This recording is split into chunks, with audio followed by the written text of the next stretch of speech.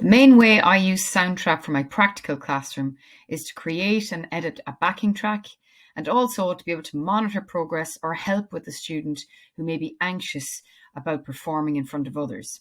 So here's a quick taster of a track I was dealing with the Leaving Cert student on, where I recorded myself singing the vocal through my phone into Soundtrap.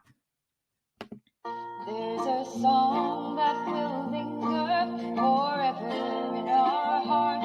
Oh, hard times come again.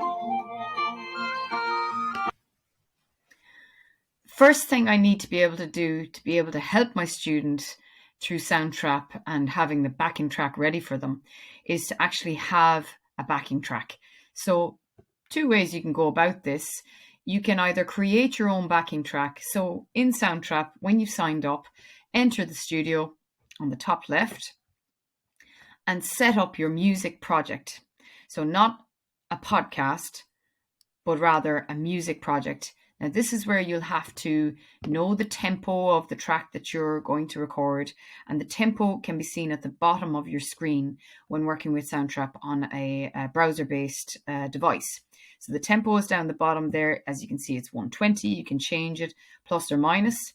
You also have the choice to whether to switch on or off the metronome, and also as to what key you're going to be working in. You can set that up. All you have to do to record is click on the plus at the left-hand side of your screen where it says add new track, and then decide whether you're going to use the built-in microphone on your device or whether you want to use some pre-made loops or maybe even the inbuilt functionalities of piano keyboards or MIDI piano roll. So what I'm going to look at today, though, is actually getting an MP3 already made of the track. So you can look at the karaoke version, or you can download it from whichever websites you normally use. But for our case, we wanted to look at a different type of website that actually separates tracks for you. So this website is called moises.ai. That's moises.ai.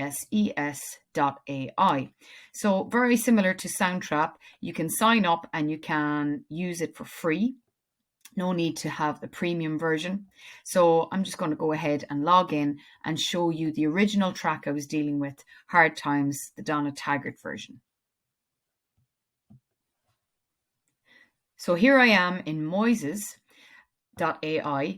I've already taken the benefits of uploading the track that I was dealing with. So I went to upload on the top left. It gave me two options. Did I want to track separate or did I want to master? In this case, I wanted just the track separation. So I go ahead once that's uploaded, click on the file. It loads up and then separates the tracks that it can hear or recognize in the song, the original track or recording. So just to show you, this is a traditional Irish kind of ballad style. So it does automatically try to find drums in it. But when you have it separated like this, there are two choices. You can mute or you can solo each track. So I'm just going to show you what the vocal sounds like soloed. Let us pause in life's pleasures and count its many tears. So that's the original vocal. I don't want that though. I want to create a karaoke version essentially.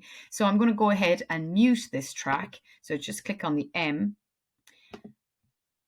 And now you'll hear the rest of the track.